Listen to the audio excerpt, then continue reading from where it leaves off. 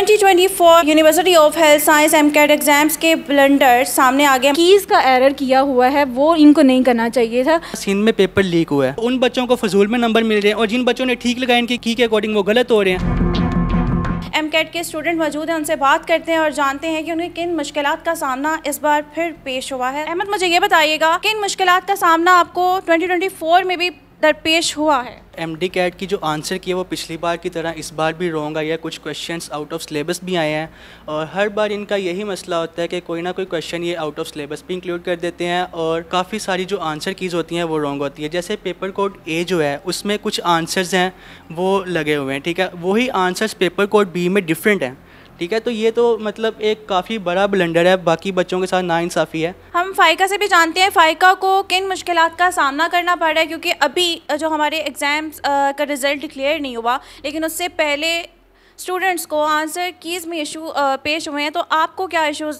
सामने आए? Text books जो इन्होंने हमें जो हैं वो लगवाई हुई हैं, इसके अकॉर्डिंग जो बनता है आंसर वो नहीं लगाया हुआ, ठीक है।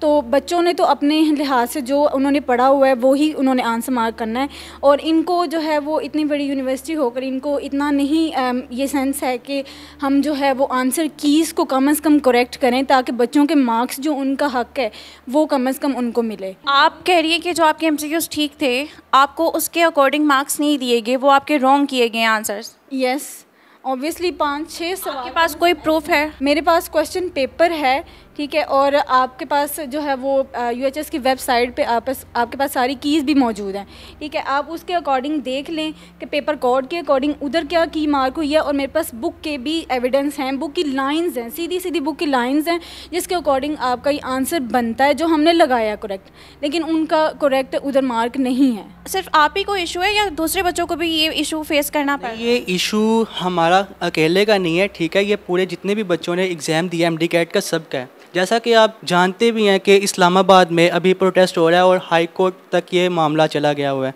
और इसी तरह सिंध में पेपर लीक हुआ है। ये तो हर बार होता है, कभी भी ये मसला हल नहीं हुआ है। तो क्या आपको लगता है कि इसके बाद ये मसला हल हो जाएगा? हर बार होता है ना, तो इनको मतलब इसको हल करना चाहिए ना, क्यों करते हैं, मतलब ये एक्सपर्टीज़ नहीं बैठे हुए यहाँ पे। अगर हम एफएससी के सिलेबस को देखें, फर्स्ट ईयर सेकंड ईयर का कोर्स बहुत ही ज़्यादा है, ठीक है।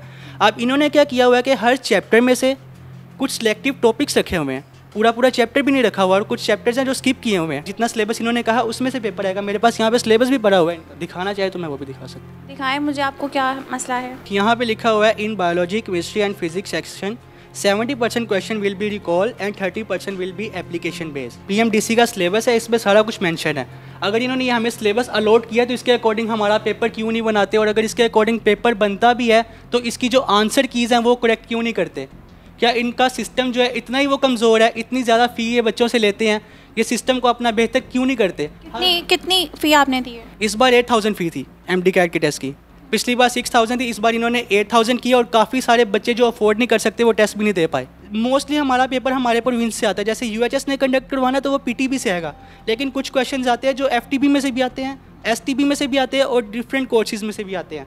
तो सबसे पहले तो अगर हम इनको चैलेंज करें कि हमारा ये क्वेश्चन हमारे सिलेबस में से नहीं है, तो ये कहते हैं कि ये आप लोगों का सिलेबस में है लेकिन दूसरे प्रोविंस की बुक से आया। तो हम इतने, एक बच्चा अगर 5 सब्जेक्ट्स हैं तो एक बच्चा 5 बोर्ड्स की बुक किस तरीके से पढ़ सकता है?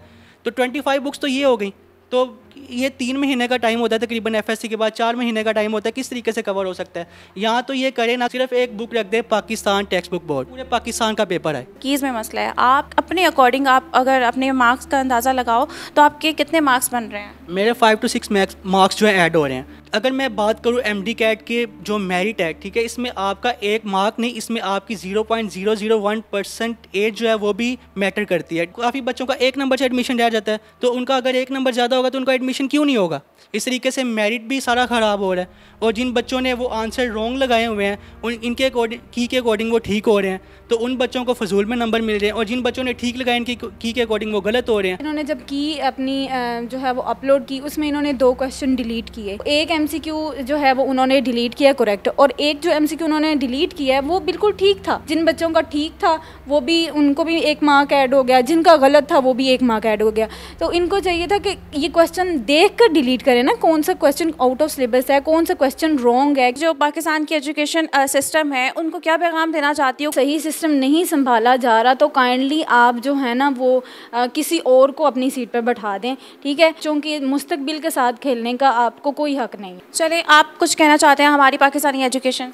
मैं तो यही कहूँगा कि आप लोग खुदा का खौफ कर लें, या तो आप बच्चों के फ्यूचर से खेलना छोड़ दें या अपने जो आपका ओहदा है उसे दस्तबरदार हो जाएं, ठीक है। आप इसको छोड़ दें और हमें किसी का भी डर नहीं है, हमें कोई गवर्नमेंट का भी प्रेशर नहीं है, हमें किसी चीज़ से भी डर नहीं लगता, किसी से भी डर नहीं लगता। हम इंडिपेंडेंट हैं और हम अपने हक के लिए लड़ेंगे और आवाज़ उठाएंगे। हमें कोर्ट भी जाना पड़ा तो हम जाएंगे।